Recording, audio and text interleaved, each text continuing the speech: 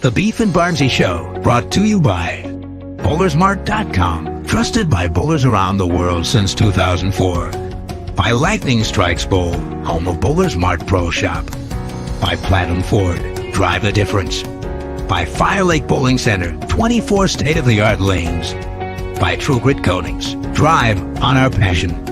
By Roll to Grip, king of them all. By 900 Global, striking worldwide. Good morning and welcome back to the Beef and Barnzy Show. I am Chris Barnes, joined by the unimitable Stuart Williams. How are you this morning?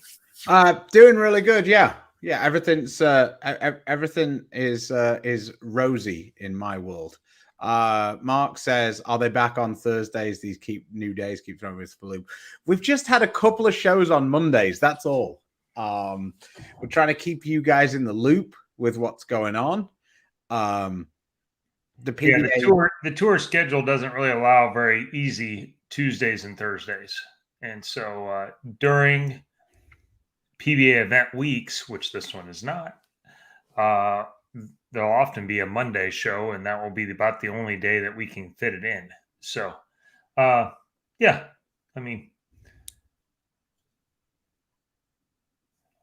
about all I got. Well, there you go. Adam coming in hot. Morning, Adam. How's it going? Appreciate you. I got the list, but I didn't do the thing. I'll have it up on our Facebook page and on here today. But thanks to the guys.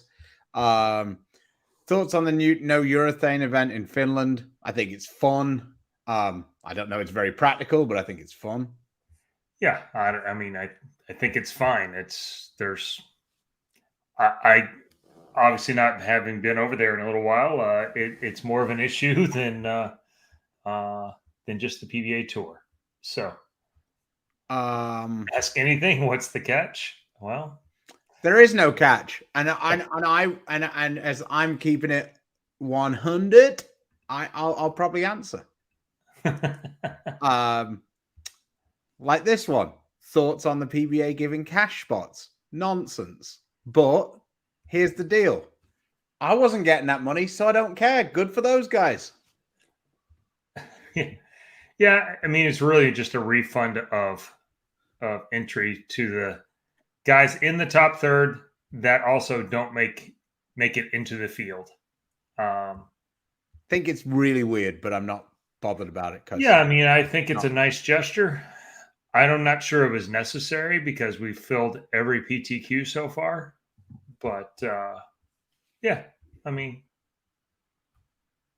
Robert Eddy coming from Lightning Strikes with 50 state-of-the-art lanes and snack bar.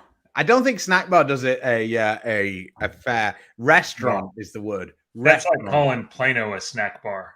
There's some places. Plano serves great food. Yeah, what I'm saying is it almost is a snack bar though, because it's literally at Plano. This is like a walk-in, sit-down type deal. That's all I meant. Yeah. No, he has actually a restaurant, and then now he's got way more than that. So this is pretty cool. Yeah, I wasn't besmirching the food. I was just the ordering process and where you get to sit and eat it. In the end, the only part that matters for me is how good is it, and he does a good job. I like it there. So. Score due to some issues with. Not sure. Okay. Watching Wichita match, but I hear you kick your bag after your second ball. I don't know. I don't think so. Actually, I don't remember it. It's not like it's one of those things where you go, "No way!" But I don't actually recall any particular.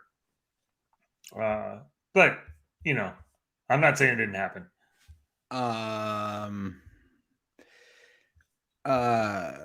Hey, welcome to the show, Mike. Appreciate you. As it works here, you can pretty much ask anything. A super chat will guarantee a lengthy and fairly immediate answer. So, like this one, there are PBA shows on TV. Yeah, you're watching that English guy. Yeah, he's clueless. But there's about to be 5 shows in 2 weeks over a 2.5 or 3-day period. So, yeah, they're just centering shows around the majors. And so there's going to be lead-in shows. In some cases, this one will have a PBA junior show at the front, followed by 4 PBA shows, a giant stepladder, which in my recollection has not happened in the history of the PBA. And so Stu likes to say I was there when they started, I guess. So, how do you guys feel about the lack of black pros? Just curious to see if that's changing anytime soon. Yes, it does bother me that we are not really a particularly multicultural sport.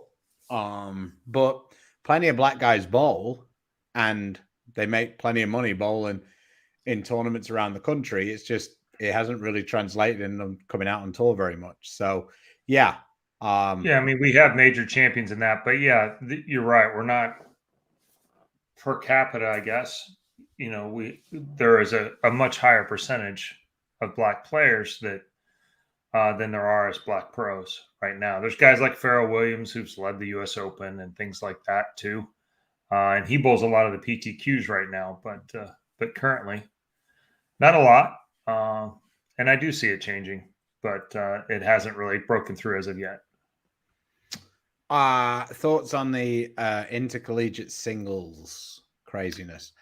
I think that it is a bit of a mess, but as I don't know all of the intricacies of why what seemingly the obvious isn't happening, then I don't think it's fair to comment. What I will say is I think the USBC do a really good job of running the events once they start.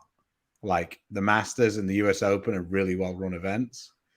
Not sure what's causing this issue because I know that the registration, reading what people have written, has been an issue multiple years. It's not just this year that it's an issue. Yeah, and if you're reading through the lines, I cannot speak on it. I don't enter for Ryan or anything. He takes care of his own thing. But yeah, it sounds like there's thousands of kids that can sign up for the singles portion of the sectionals, which used to be ACUI back when I bowled. And it sounds like that the site keeps crashing.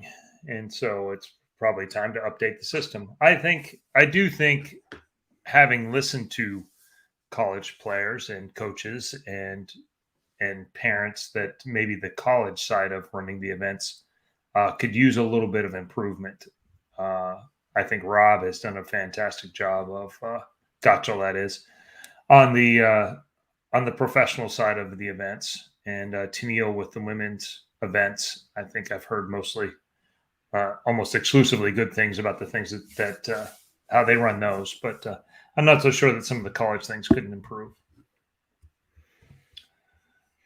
Okay. But technology is technology, and not in our wheelhouse necessarily, and so I can't really speak to it. But it is kind of it's a shit show that it's crashed 4 different times now. So three different times. You plan on making the PBA tournament of the championship shows beef and butter? Adam, we always plan on making it. Yeah. Whether that actually happens, I don't know. The one thing I will say is the last couple of years, I think it is, I have finished in the top 17 at the TOC. So hopefully that continues. Although, yeah, if you qualify 15th, having to win about 17,000 matches on TV probably isn't particularly practical. And as much as I would like to be on TV, the prize fund is very reflective of if it was a normal week. So it's not like, oh my God, you're on TV. It pays about 4,000. So yeah, it's kind of cool being on TV, but at the same time, finishing 17th that week is going to feel marginally better than feeling 17th a normal week just because you got to bowl on TV. Yeah, so, you'll get a small incentive, but it won't be anything crazy. Yeah, those days have passed too, where you get a monster TV incentive from companies, and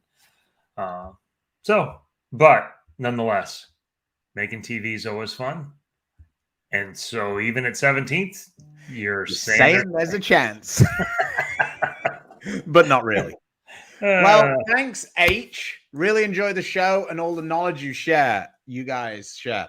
Thanks. Well, thank you very much for the tip. We appreciate you very much. Wow. Thanks a lot. That's awesome. I love watching you guys. I love watching you bowl on your son's YouTube channel. I wish you'd like watching him bowl on our YouTube channel. There we go. FR. Fuck Ryan. But no shitting. His channel is doing very well. Popular. The latest video with Spencer's quite entertaining. So check that out. Even though I should have trademarked Barnzy, Barnzy Bowling. So Barnzy is his basketball alias. Chris already stolen that for bowling. So he's in a series now where he's bowling all of his Wichita State teammates down at the rec center down there. The one with Nick Summer was actually fairly humorous as well. Nick is the entertainment factor with Wichita, and then Spencer, he is my son. He took plenty of shots at two-handed lefties during this match. Spencer, I think, did a fair job of doing himself okay, though. So they had a roll-off. So Mike attracts Pearl. Oh, sorry. There you go. First. Chris, your pin buffers on reviews seem to be in the range of 2 to 3 inches. That's if it's a pin up. If you keep the other two numbers the same, how would 5x5x1 react differently from 5x5x3? And when would you use it, or wouldn't you? I think that's a really good question, man. It's certainly a super high level question, but those really short pin buffers on especially asymmetricals get them long, and then they get really quick, and they tend to get a little forward. Well, as Sue was talking about here, I'm actually starting to get around a little bit more through environment or whatever. And so I used to use more of those just to get them down the lane first. I think at one point we were calling like a North Star layout or something crazy, but super short pin buffers, I think, tend to get quick when they're asymmetrical, especially, and then get forward very fast, which makes the window of usability a little bit less. Yeah, I think it's the one thing I would say is I think it's kind of important. They react really quickly to friction. So if you're bowling on lanes that are really dry, they're actually going to look like they hook earlier because they're going to hit the lane and get very forward. So better way of putting it. Yes. If you actually check out, I did a video describing almost exactly the two layouts that you're talking about on the Rotogrip channel. So if you go on the Rotogrip, oh, sorry, it's the Storm channel now. My bad. So if you go on the Storm channel, there's a TNT layout video, and we do a 5 by a 5 3/4, a 5.5. I think it's a 5.5 by 3, because I'm not really worried about the mass bias. And then we do a 5x1, and you can see the difference. It's pretty stark, the difference in the reaction. So if you want to get a better view and understanding, me and Schlem have a pretty good back and forth about where I would use the 5x1 as opposed to the 5x3. So thanks again for the super chat. I appreciate you, Brian. But yeah. Let's just quickly flick back up. You wanted to talk about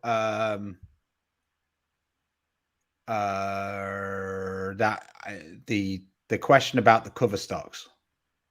Oh yeah. I saw it early on. Man, there's a lot of questions in the chat today. There we go. Ask Us Anything turned into Ask Us Lots of things. Oh, here we go. Microtrax Pearl versus 84 Pearl. The exotic seems way stronger earlier than my altered ever was. I agree. Yeah. I think that's probably fair. The altered was a little longer and it was quicker. It responded more to friction on both sides, I thought. Although I think that might be weight block related. Could be. That gems. The gem and the reality, the gem for me is earlier than the reality, and that would be the two same weight blocks. So yeah. I wouldn't think that those two covers are a million miles apart. You got to understand that, again, the lane's 60 feet long. and we're hooking it about 8 inches. So the difference is in the covers to make them change. They're not going to be drastically different. Like, I hope I'm not causing too much trouble head office here with the myth busting, but what's a mistake newer tour players make consistently that you only learn from the tour? Hook at spares. Well, geez. There's that. The one that would be my starter for one. Yeah.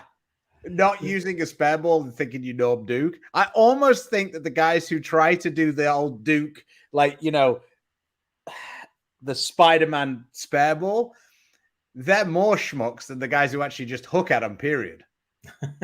Because the fact that Duke could do it doesn't mean that it's a good idea. Not for most guys that have super quick hands and 500 RPMs. Well, here's the other way of looking at it, right?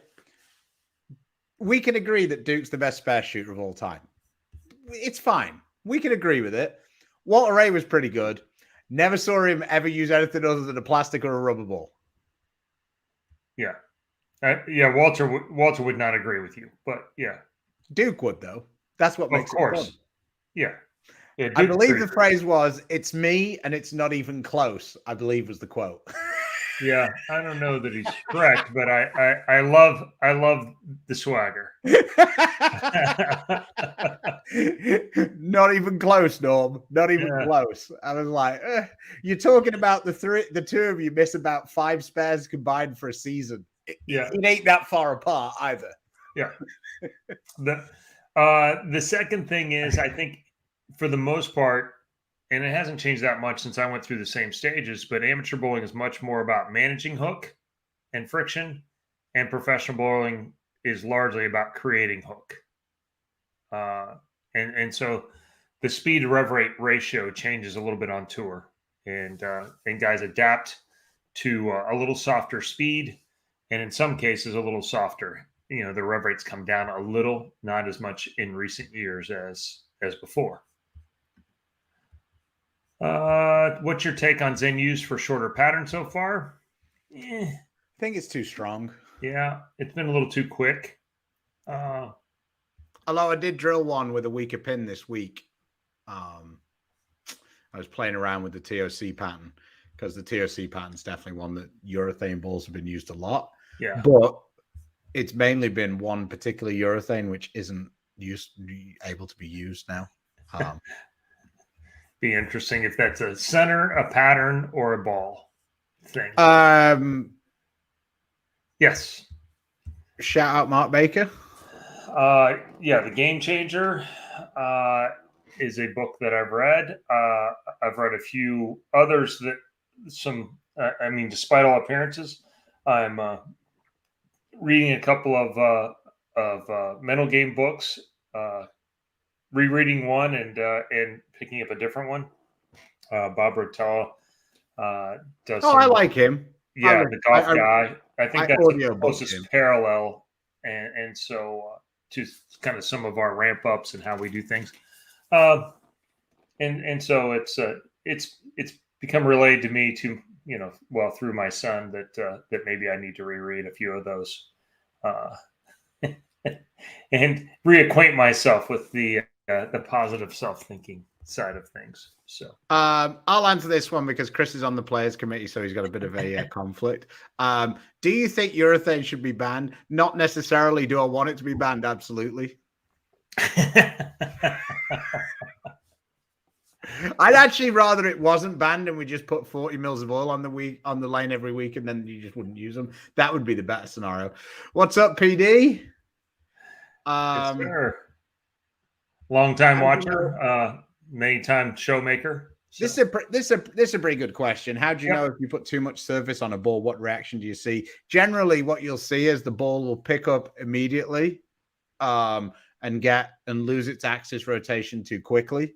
So then it'll end up being very weak. Flat 10 will be very popular. Flat 10s and half 7s is another one. Well, there you go. That you leave quite a bit if you're like sometimes, right? The leaves that you leave are indicative of bad ball reaction. And sometimes things you leave actually are really bad, but actually turn out to be really good. Like, for example, if you leave the 4 count, you are so close to having great ball reaction.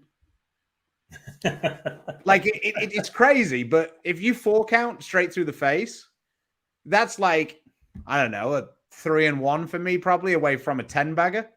Yeah. Like it's just, but if you're leaving like the 2-4-5, unless you're using urethane and kind of jamming it straight, you're probably a million miles away from really good ball reaction.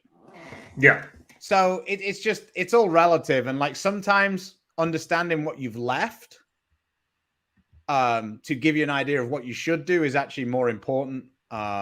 We just got another super chat come in here. Yep. Warren says, what was the surface and layout used on the Absolute when Chris sanded it to shape similar to urethane, and why Absolute instead of another with close RG diff values? I'm going to start with first. It was a little bit of an anomaly. It was a first run ball that did not react like some of the other ones that we saw in reviews. It was considerably smoother to start with.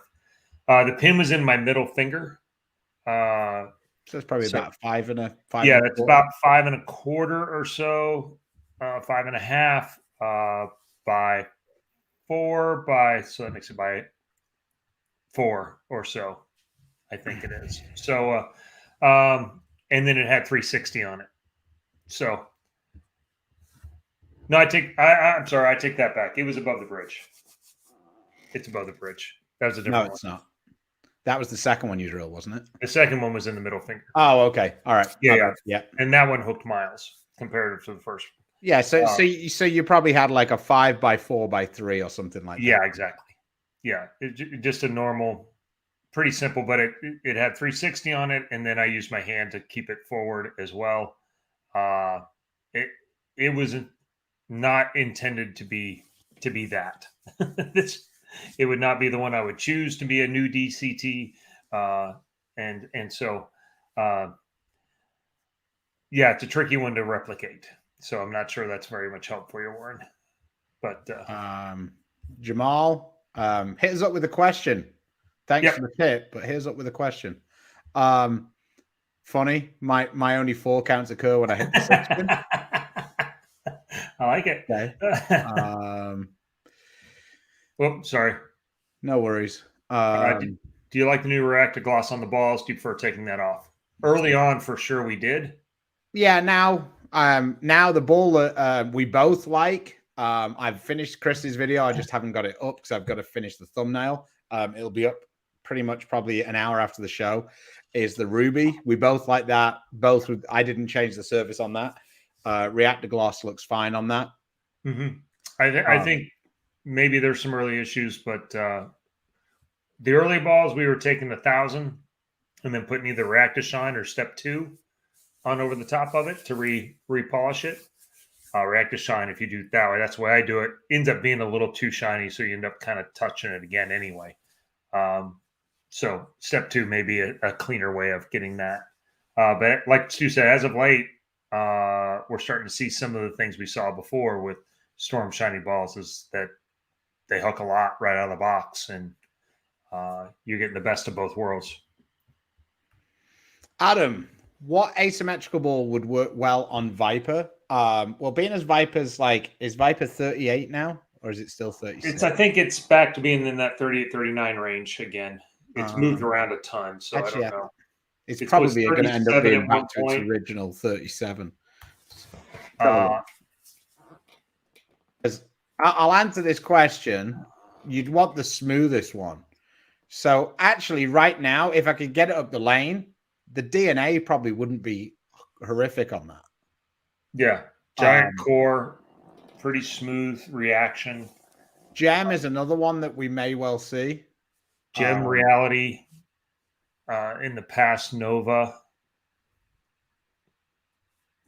Those kind of things, yeah.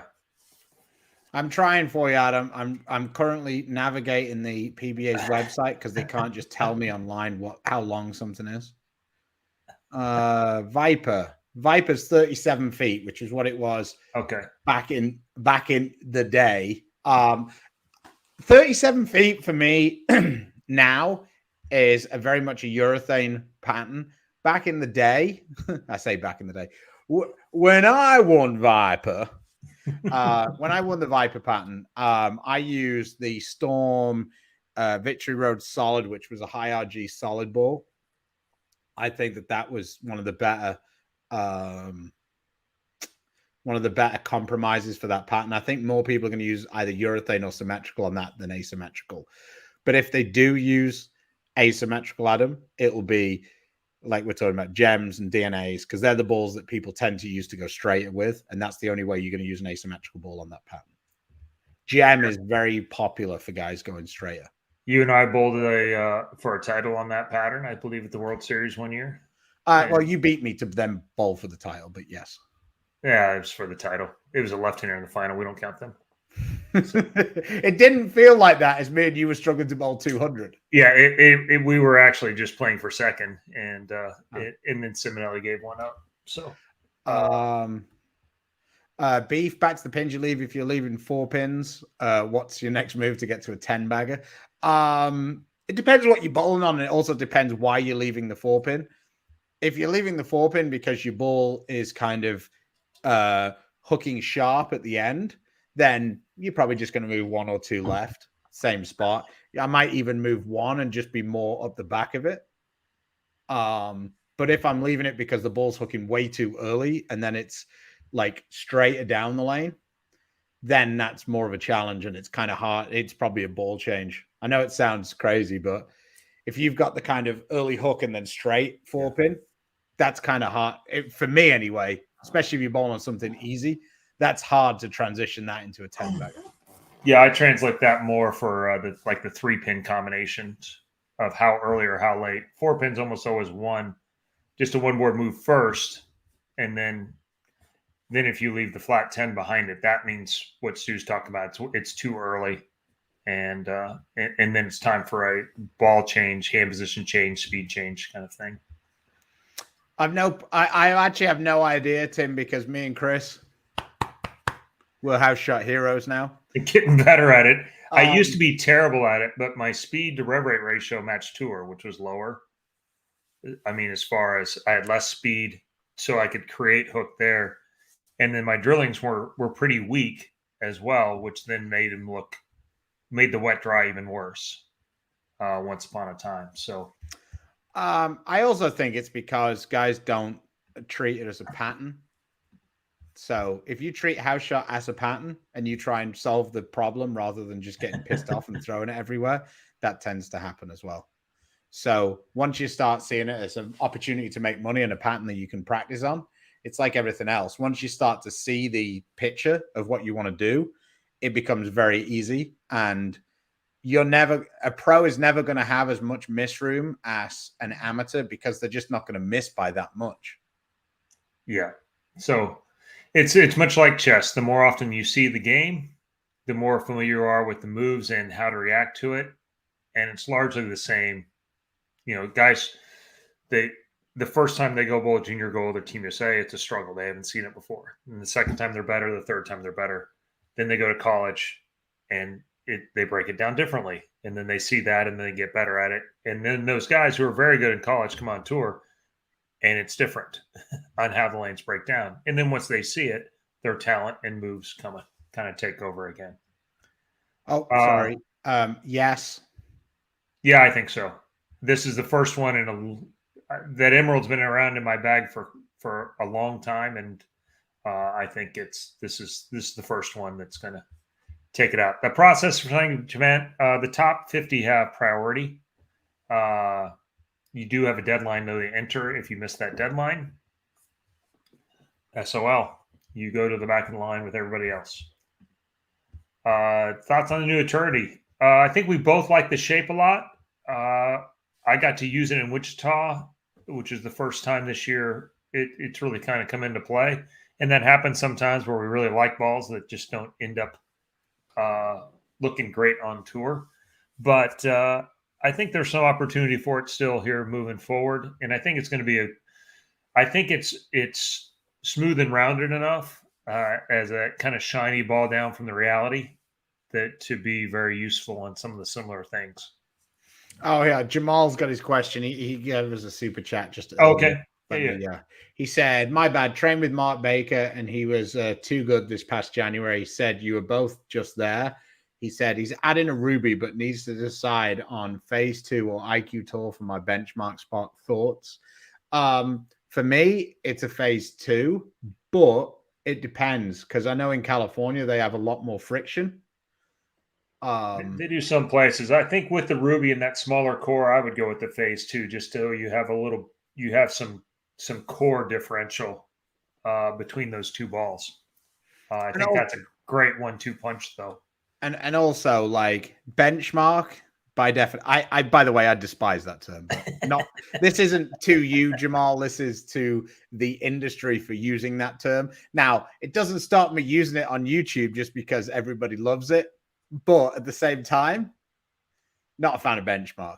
Just think it's silly. But anyway, benchmark by definition is you need to have room to move in your arsenal, both up and down, because it's the middle of your arsenal. So to me, a phase 2 has way more balls on both sides of it, whereas an IQ Tour is too close to the bottom of a normal arsenal. So there isn't many balls. So if the IQ Tour hooks too much, or, a lot of the time the IQ Tour is going to be one of your weaker pieces. So on a lot of patterns, when you use that ball, it's not going to hook enough. So if you constantly move away from it, then it doesn't really help you. Right. Yeah, lots of times my medium control ball, which is what I refer to. Benchmark's a very 80s term. Yeah, I mean, for me, my benchmark ball is the ball I use most often. And at the minute, my benchmark ball is the infinite physics, because literally off the infinite physics, I know what every other ball does. So that is the benchmark. But like, if I go 6 weeks or 8 weeks without throwing the infinite physics, it's no longer the benchmark ball, is it? Because you're not using it. So, yeah. Anyway, right. Thanks for the question, Jamal. Junior Gold coming up. I do think they need some average restrictions. But that's a very slippery slope because not every center is the same, especially in junior leagues. You have some that just bowl on whatever's left over from Friday night cosmic bowling, and those averages would obviously be way lower than places that do the lanes and treat junior bowling as a customer. So there are obviously a lot of kids that are there that should not. I'd not say should not. That's the wrong word. That do not have much of a chance of making the team, but it is the one thing they love to do, and so I'm not necessarily sold on taking that dream away. I think splitting up the age divisions and making it a little longer tournament, but cleaning up the chaos of trying to have so many age groups at the same time, which I think they're kind of trying to do right now, is probably the right way to go. Would the proton physics work on Viper? I mean, possibly. I like the proton physics. It fits in that category that we were talking about. But again, you get in that trouble of having a ball that's a little too strong to get it up the lane. So definitely speed, straighter angle. Or if you're Sam Cooley, he can probably throw it over the left gutter and still use it because, man, he can use those gigantic balls. And make them curve. Yeah. Yeah. Lavish Apple, appreciate you. Thanks a lot. My husband uses both 15 and 16 pound balls because his 350 rev rate, he was leaving 10 pins with 15 pounds from deeper angles. Do you guys have any issue switching back and forth between 15 and 16? I don't like it in the same tournament. But like, for example, I bowled the Snowman event, and on the Sunday, now this is going to sound ridiculous because it was in the same tournament, but it was the next day. I went to 16 just because I didn't have any 15-pound balls I wanted to ruin. So it wasn't really a big deal for me, but I'd also been throwing 16-pound balls for the best part of 10 years or 15 years at that point, and I'd only changed 6 weeks earlier. Yeah. So for me, it's not a big deal. Probably for Chris, it's not a big deal. But for example, Martin Larson, he used one of my balls and he pushed it away and screamed like a little girl all the way to the foul line. And I should say little child, because I mean boys scream too. But yeah. I actually, in Indianapolis, for a little while, I was going through where it was global only, and we had the Badgers and Fluxes. And so the RG numbers changed pretty significantly between 15 and 16. And I needed some more angular balls. So I drilled some 15s with that more angular core in them. And then we bowled in Indianapolis where we had a dual pattern. And so I was throwing 15 on one lane and 16 on the other. Always been pretty against the idea. But I finished in the top 10 that week. Maybe had I had only one of the weights, would I have done better? It's always hard to tell. If you have very much grab in your swing, especially your pull down from your push away, it gets really hard. It can really change your timing. And so I would tread carefully, I guess would be the only way to say it. In general, I am still a fan of throwing the most weight you can. Watching Bill O'Neill throw 14, though, doesn't make it look as bad as I expect it to be. I'm sorry about that. I didn't mean to hit that. Not sure. But we've all had one of those. Yeah, thanks for your question. It wasn't $1,000. It was $100,000 and Player of the Year. But yeah, I barely remember it at all against Scroggins at Carolier at 2:32 on a Sunday afternoon. On lane 26. Yeah. Yes. I don't. I mean, it's almost erased completely. Did the whiteboard fall off and break? No, it's just that's my wife's thing. We need to get some fresh chalk as well. My wife's at work. She's working downtown. So. Cody, I think he kind of just answered that.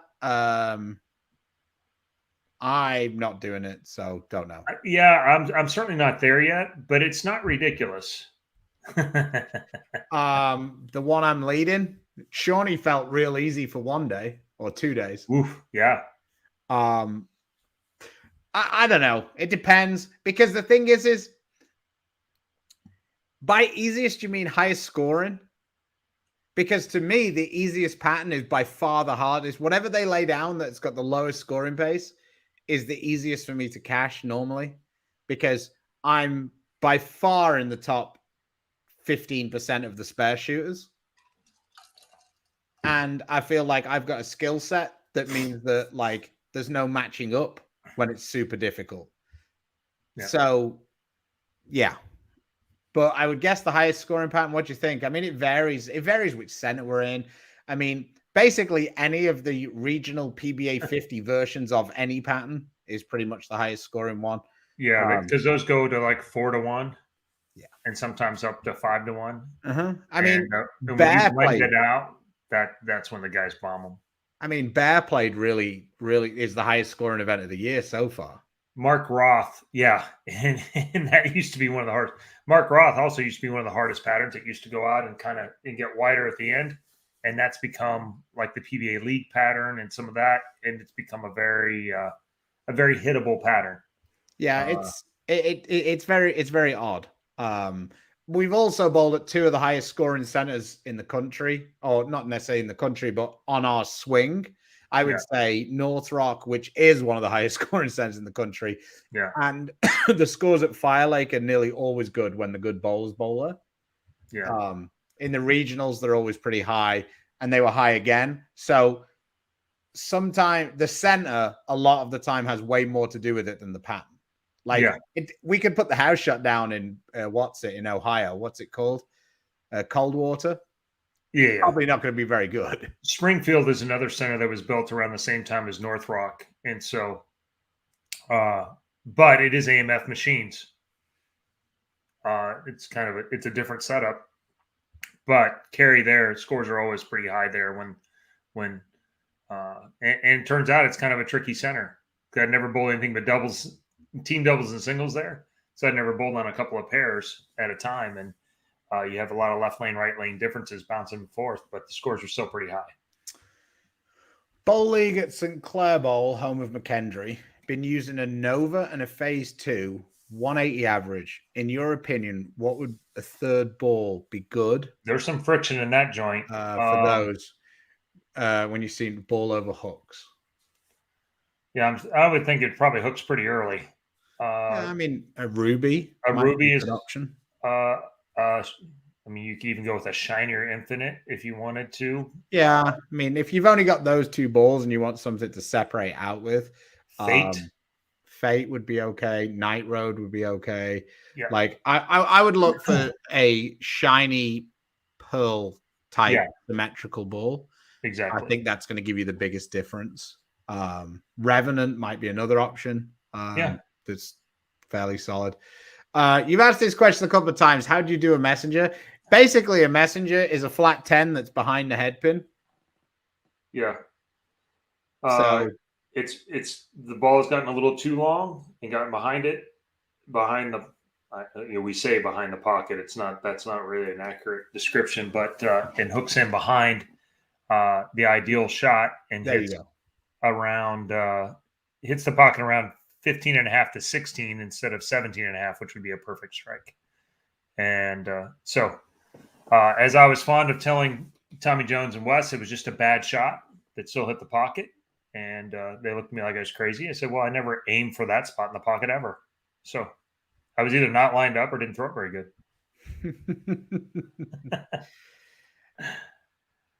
For heavy volume oil, 4-person, 3-game series, do I need a reality and a 3-ball? Reality TNT Zen or just stay with dark code TNT Zen? Well, it would be TNT Zen dark code, in my opinion, just for clarification purposes. It depends. I mean, I know every answer depends. I get it. But if you don't have any trouble on the fresh with the TNT, then no. If you do have trouble on the fresh and people are scoring high and you're not, and you're hitting the pocket with the TNT, you probably need another strong option. So I think it kind of answers it for you in my eyes anyway. You got to trust what the ball's showing you. Yeah. Arsenals are all theoretical on paper. Hey, we teased this a little bit on Thursday, and we probably need to pop this up real quick and talk about it just a little. But Bolero is having a national tournament coming up here shortly, and we'll just play a little bit of it for you. I mean, not only can people kind of play where they like to, but bowlers can play multiple angles if they have the right skills or decide to throw a different ball. 5 divisions. I mean, I feel like it's somewhat of a challenging condition, but it's not going to be something where they feel like it's night and day compared to what they see in league. June 3 to July 16th. Welcome to Valero. We're in Wauwatosa, Wisconsin. It's the PBA League Bowler Certification National Championships, and it's QBT.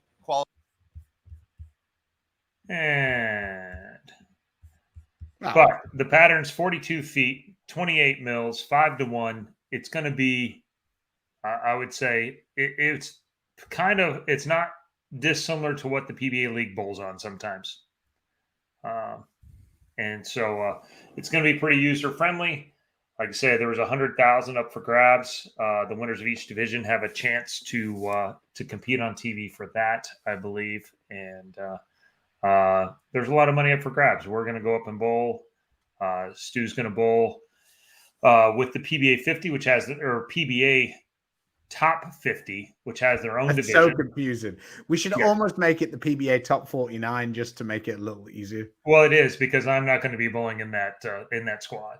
So I'm bowling in the senior division because your squad, which is for the exempt top 50 players, is going to be while the PBA 50 is having their World Series. Additionally to that, on the other side is the Peterson. So it is an easy weekend to go up and bowl two pretty good paying events. One kind of novelty historic event with the Peterson where you have 8 games on the hardest thing you've ever bowled on. And then go over and bowl the 6 games of the National League Bowling Tournament. LBC National Tournament is the actual name, where you can sign up, bowl with Stu, bowl with myself, bowl with Belmonte.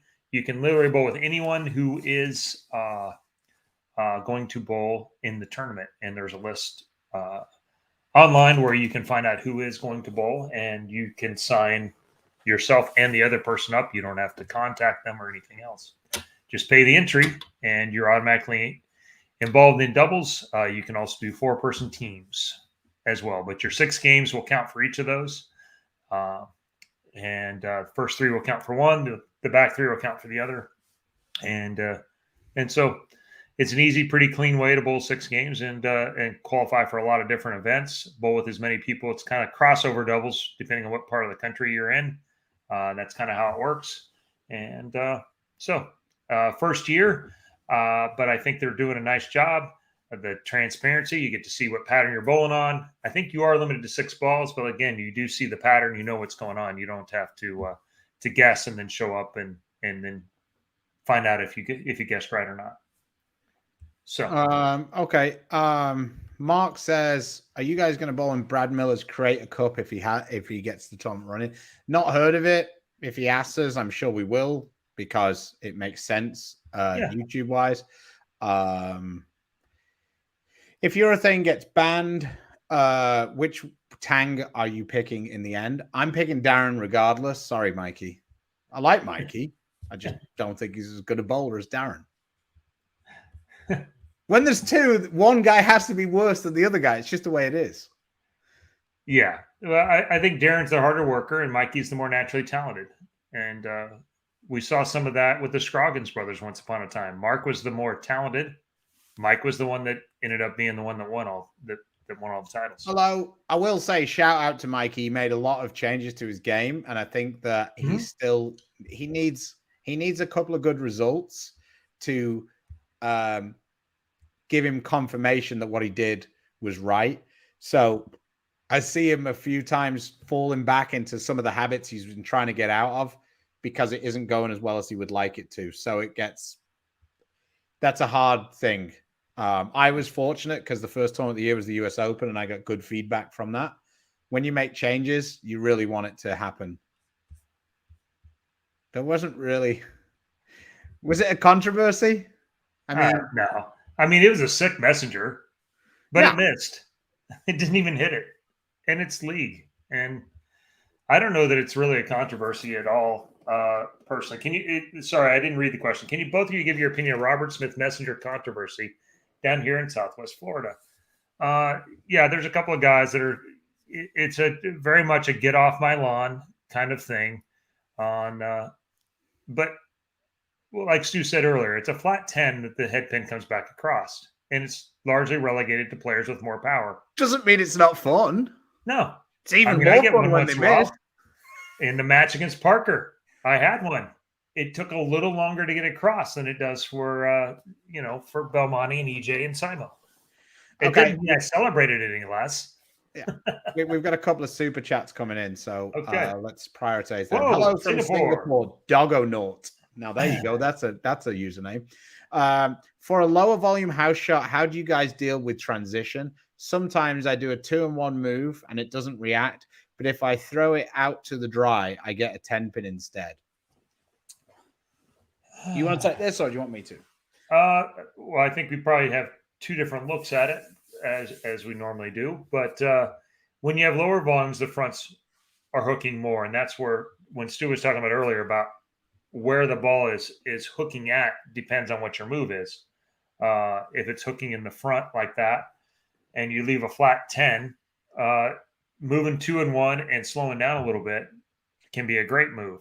Changing your hand to create more rotation can be a great move. Moving only your feet lots of times doesn't work that well when it's early hook in the front of the lane, especially on those lighter volume patterns. That's kind of how I see that it's way more about speed and rotation changes. Yeah, I mean, for me, if you're moving a 2-in-1 and it doesn't react, I think that you should probably move like, say, 5-in-3 and use a stronger ball. If you're bowling on a house shot, I think the biggest misconception that people have when bowling on the house shot is that you have to go down to a weaker ball every time.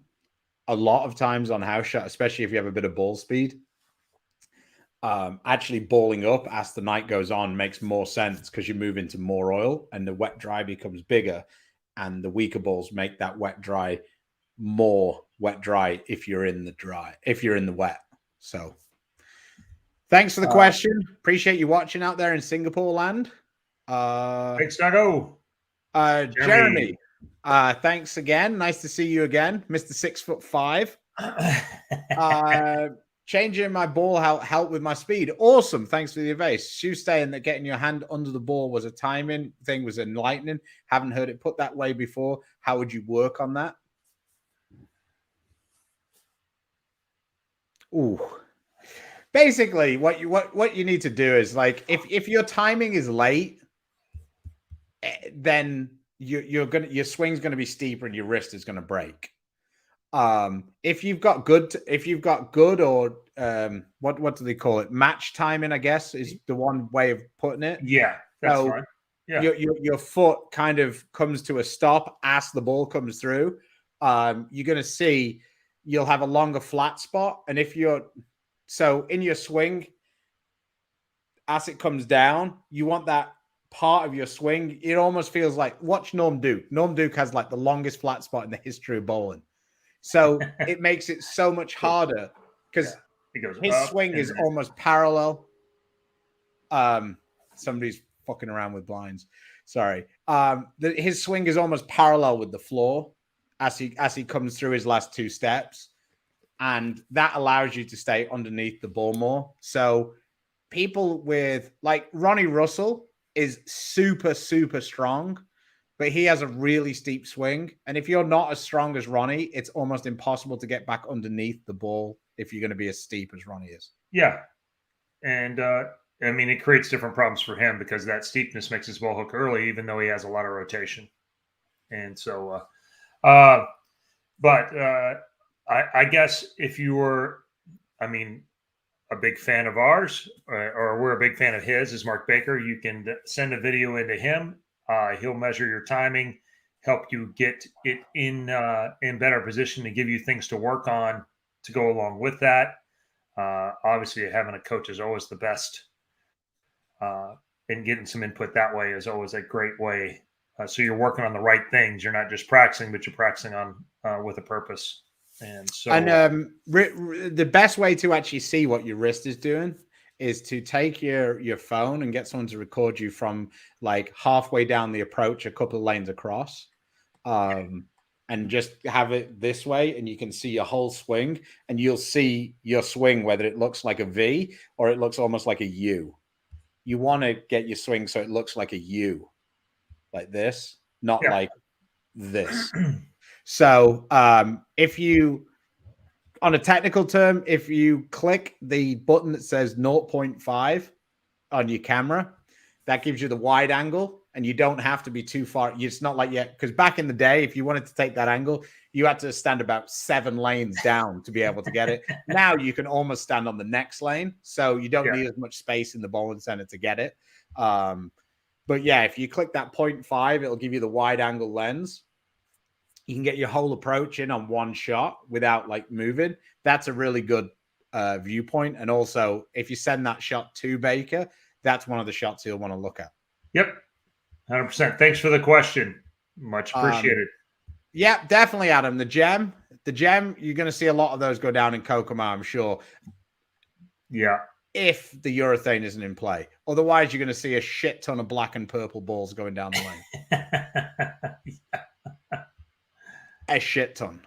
Yeah. Maybe not a metric shit ton, but a shit ton. Yeah, not necessarily different brands, but different types of oil. Yeah, viscosities change. The higher the viscosity and the earlier the ball rolls, kind of thing. You know, it changes which balls we go to. So I'll let you handle this one. Who's the better Lavery? Right now, Sean. Right now, Sean's bowling great on the PBA Tour. He's bowled very well. And, But I would have said over time, I think Anthony's been the more successful. Sean, Anthony, and AJ, as much as they want to argue it, would increase their ability to finish high so much if they could close more frames. Yeah. I'm not picking on you, bro. I looked at the stats. You guys are in the mid 80s, and the guys who are doing really good are in the mid 90s, just on closed frames. Like, yeah, it's just, yeah. 10 pins I'm every glad two they games. don't, because they're both delivery strike a shit ton more than I do. This is the best way for me to be able to keep up. Perspective is if you strike 2/3 of frames, which is kind of about the average or so of the top players each week. So you're leaving 10 spares in 3 games, and they're missing an extra one. One more than the guys that are up there. So it's 3 pins a game, which over time ends up being can be the difference. Robert A says down here yeah, I mean, bowlers will find a thing to bitch about. There's no doubt about it. And yeah, the loudest voice on the you guys are internet all is crazy down there. You what? It's Florida. They're all crazy down there. Yeah. It's one of your states. It is one of my states, I think. So,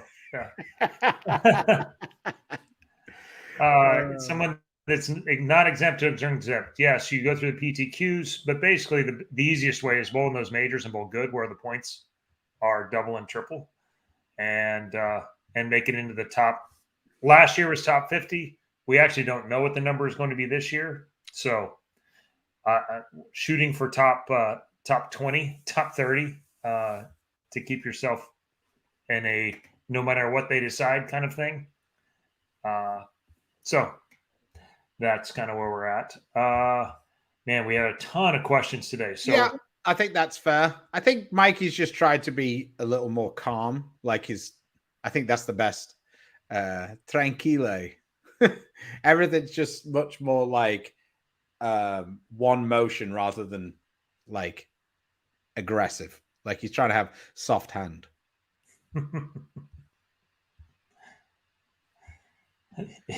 Is high stakes mini golf still a thing?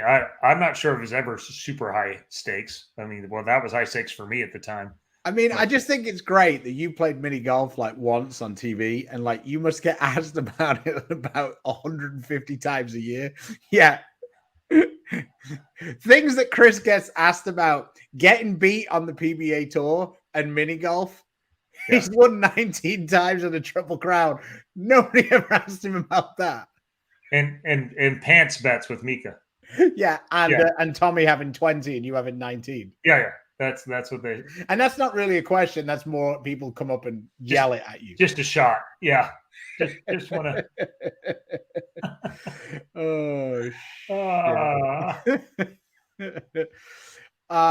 This is a Francois Lavoie question. He's struggling with the same thing. Generally, when people roll over the thumb, it's because they hook early and then they hit back on it. That's how you end up with a full roll early. Yeah, you're turning your hand down and then almost, yeah. And so then coming up through it. What you need to do is you need to focus on keeping the thumb at not going past 12 o'clock. That was, I know that sounds really simple, but that was like literally the greatest piece of advice I ever got from Pat Healy.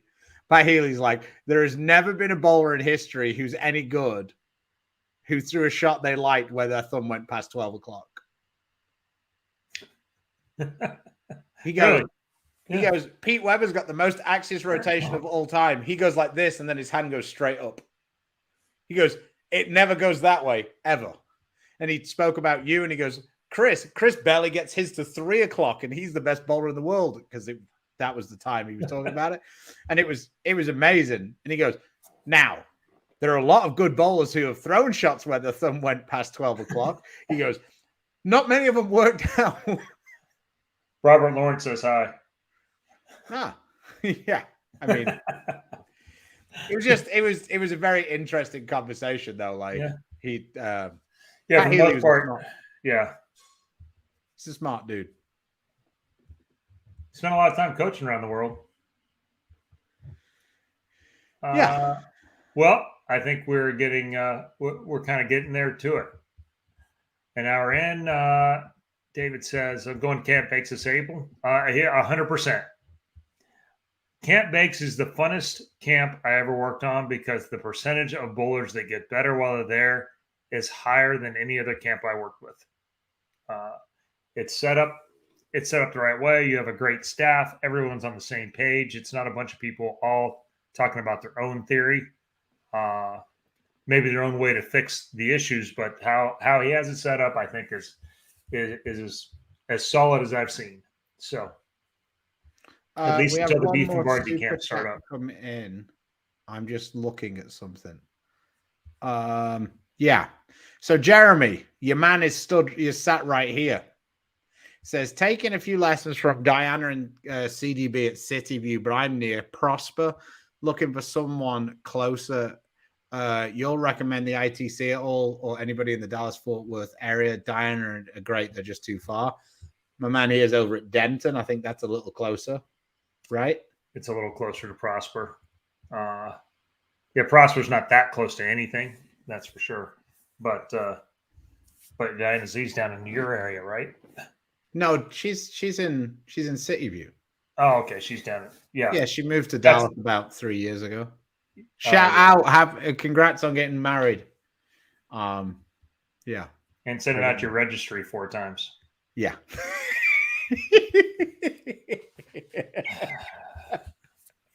I wasn't going there.